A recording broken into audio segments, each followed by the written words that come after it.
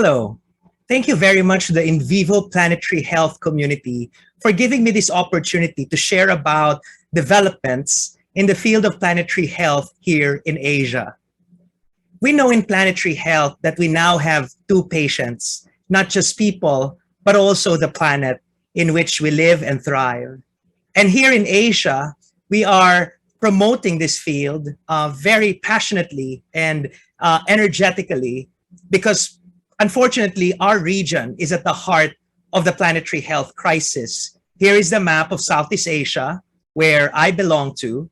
And in this map, the redder the country is, the more vulnerable the country is to climate change. And unfortunately, my country, the Philippines, is the reddest of them all. And so you can just imagine the high degree of vulnerability of the Philippines and also of its neighboring countries to the climate crisis. And in the Philippines, over the past year and a half during this pandemic, we have seen firsthand the confluence between climate change and COVID-19, especially the poor Filipinos who had to confront this dilemma. On one hand, do I stay in the house to protect myself from the unseen coronavirus? But perhaps my house might get inundated by extreme flooding, or the roof of the house might be blown away by the strong wind. On the other hand, do I move to these cramped evacuation centers to protect myself from climate-related extreme weather events, but facing a very high risk of contracting SARS-CoV-2? Because as you can see in these photo, in these temporary shelters, there's no social distancing to begin with. And it's not only extreme weather events that Asia is going to encounter and experience firsthand. We're also expecting that average temperatures will continue to rise in this region, as you can see in these maps, all the way until 2050.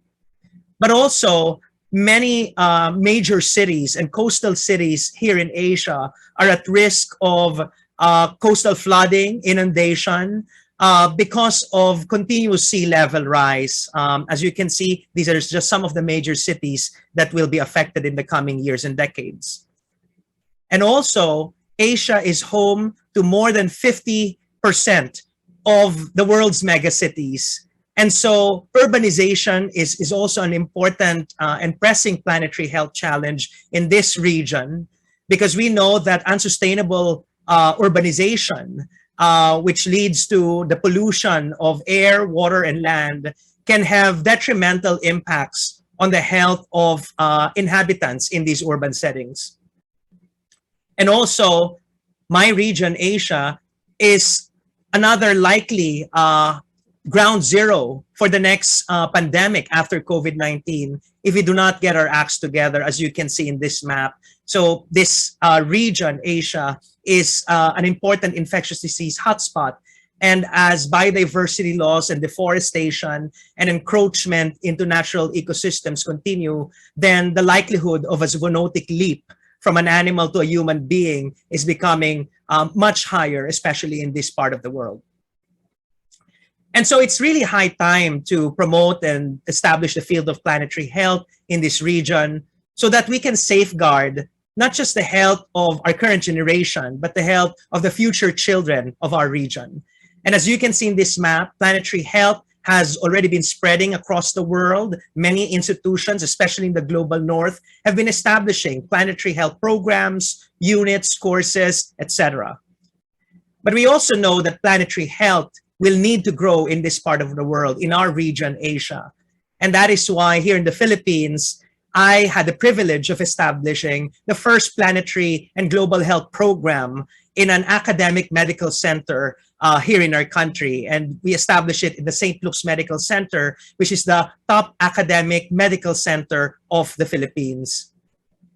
And only a few months ago, we also just launched a new Sunway Center for Planetary Health, which is headed by Tan Sri Dr. Jamila Mahmud, who used to be the special advisor to the Malaysian Prime Minister on Public Health and the former Undersecretary General of the International Federation of the Red Cross. And I'm closely working with her as her chief planetary health scientist, because we want Asia to be a place for solutions for planetary health. We want to recast the partnership between people and planet so that both can thrive. And Sunway Center is actually embedded in Sunway University, one of the fastest growing, innovative, and youngest universities in the world. And we are working hard to make Sunway the first planetary health-oriented university in the world. Right now, we are reviewing the entire curriculum of the whole university, and we are developing a core course in planetary health that every student, whether from accounting school or culinary arts or nursing or engineering, will be taking, because we want the future graduates of Sunway University to be equipped, well-equipped planetary health stewards and citizens. And in the Philippines, our national university, the University of the Philippines in Los Baños, also launched the first ever planetary health course in the country. And this is a very multidisciplinary course comprised of faculty from agriculture, environmental conservation, water management, social sciences, etc. Also, Asia, I think, is a birthplace for many innovative solutions. And I'm sure we are all aware of the innovative work of Health in Harmony in Indonesia, where they tried to work on environmental conservation efforts, which also led to important progress in the health of people living in rainforest ecosystems. It just shows to us that the health of the forest, the health of our natural ecosystem is deeply intertwined with the health of its inhabitants, of human populations. And even in our region, we are also seeing hospitals that are showing the way towards a net zero future. And I just want to share this example of a hospital in Taiwan, the Daling Chuchi Hospital, a very good partner in many of our planetary health efforts. And this hospital is amazing because they've been producing their food in their own backyard, the food that they serve to staff and patients alike, which helps reduce the carbon emissions coming from large-scale agriculture and long-distance transport. So, and there are other hospitals in the region that are also taking important steps towards caring for the planet as they care for patients and people. We're also promoting the advancement of planetary health through different lenses and perspectives. And I invite you to take a look at this commentary that we published early this year on the contributions of Islam to planetary health.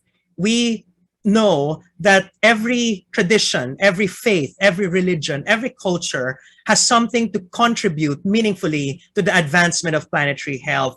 And this is part of decolonizing the field, of ensuring that we are inclusive and pluralistic in our approach, because again, every community has something to offer to the enrichment of our planetary health journey. We're also working closely with regional governance institutions in terms of incorporating planetary health into their activities. So for example, we have been working closely with the ASEAN Center for Biodiversity in establishing a biodiversity integrated disease surveillance system for the Association of Southeast Asian Nations, because we need this infrastructure so that we can make COVID-19 the last pandemic of its kind. We also have our own regional hub of the Planetary Health Alliance here in Southeast Asia. And as you can see, all the smiling faces of our members. And of course, domestically in the Philippines, we also established Planetary Health Philippines. I invite you to visit planetaryhealth.ph so you can see and know the members of our vibrant, rapidly growing community for planetary health, which is interdisciplinary, intersectoral, international, and intergenerational. In fact, last week, we just organized our first ever national conference where we presented and showcased some of our planetary health projects in education, research, and advocacy. And our dream is to turn the Philippines not into a Silicon Valley, which I'm sure you're very familiar with, Silicon Valley in California, the Silicon Valley, the technological, or the epicenter of technological innovation. What we want is to become the Silicon Islands of planetary health innovation. The Philippines has more than 7,000 islands, and we have a firm belief in the power of our communities to come up with planetary health solutions to some of our pressing planetary health challenges.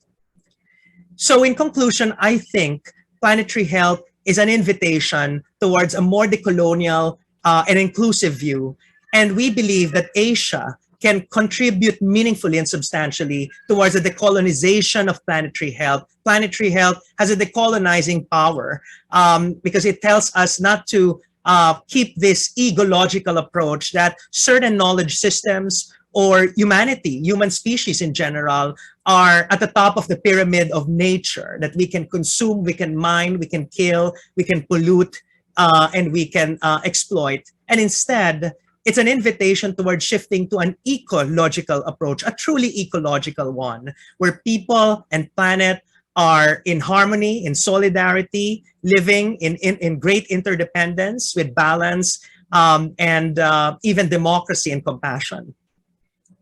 And I think Planetary Health is also an invitation for all of us to become good ancestors. And this is another amazing book, which is a treatise against short-termism and a call for long-term thinking. And what we want is that in 2121, which is 100 years from now, the children of 2121 will read the history books, will look back to the past, and they will say that the COVID generation of 2021, which is us, all of us attending this conference, were good ancestors, have become good ancestors to them because we made the right decisions, not just for our own health, but also for their health and well-being as well. We owe it not just to ourselves, but to these children and to the future children of Asia and the world. Thank you very much for listening, and let's advance the health of both people and planet. Stay safe.